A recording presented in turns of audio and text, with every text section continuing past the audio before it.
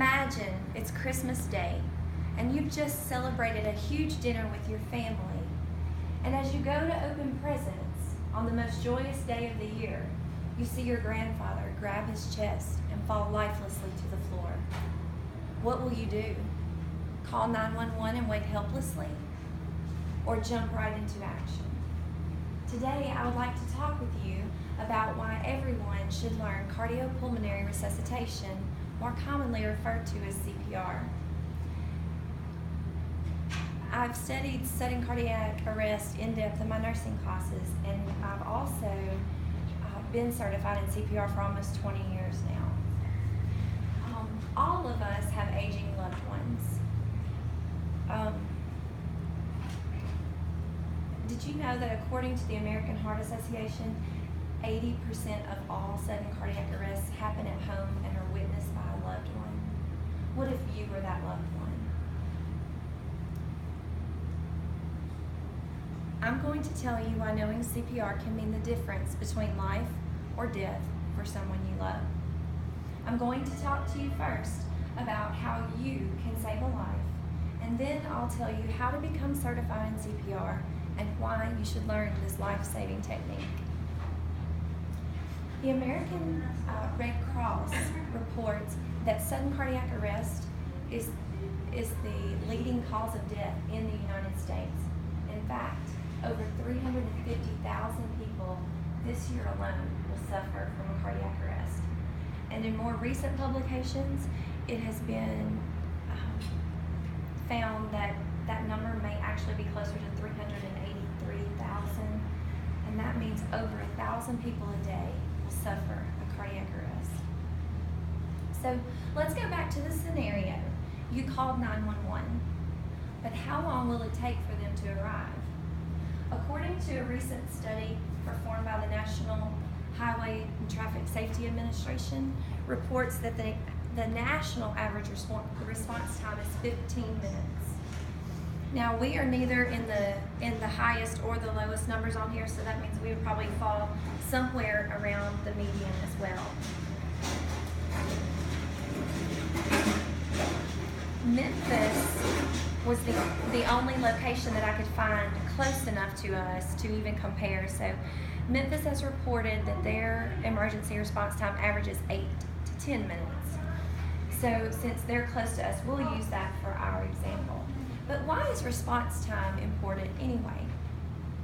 Well, according to medicinenet.com, permanent brain damage begins to occur if the flow of blood is not restored to the brain within 5 minutes.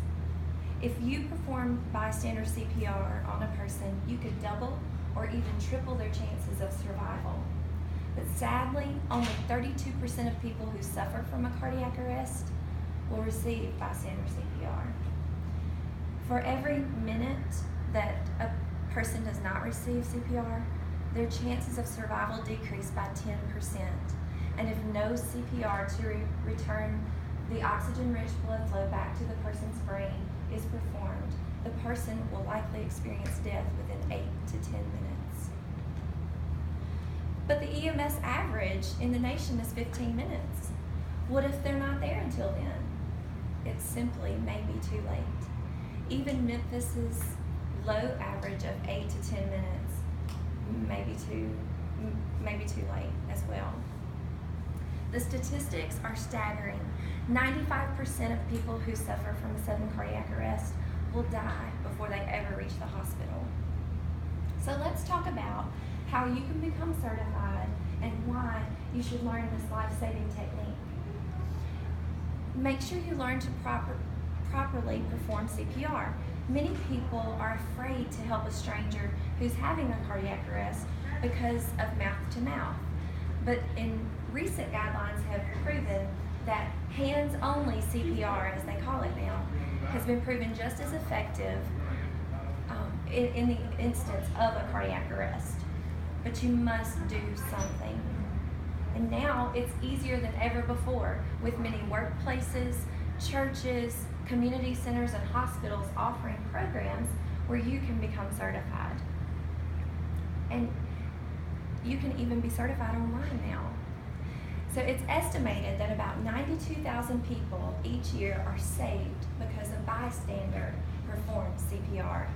And the statistics from the American Heart Association say that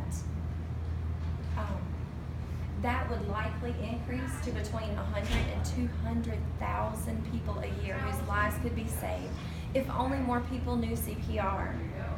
I'm reminded of a classmate about 20 years ago. We took a CPR certification class together, and on her way home that day on the MATA bus in Memphis, an older man passed out and his heart stopped beating. And just with the knowledge she had learned that day, she was able to perform CPR and to help save his life. Now, let's go back to our scenario. I've used that scenario for a reason. You see, the day of the year when the most cardiac arrests happen is the day after Christmas. Don't let the most joyous season of the year turn out to be the saddest. I've told you how knowing CPR can make a difference in life or death of someone you love. I shared information with you about how you can save a life, how to become certified in CPR, and why you should choose to learn the technique. Don't wait helplessly for emergency responders to arrive to save your loved one. Be able to do something to help. In the meantime, I urge you, please log on to the American Heart Association website and find the program nearest you. When every second counts,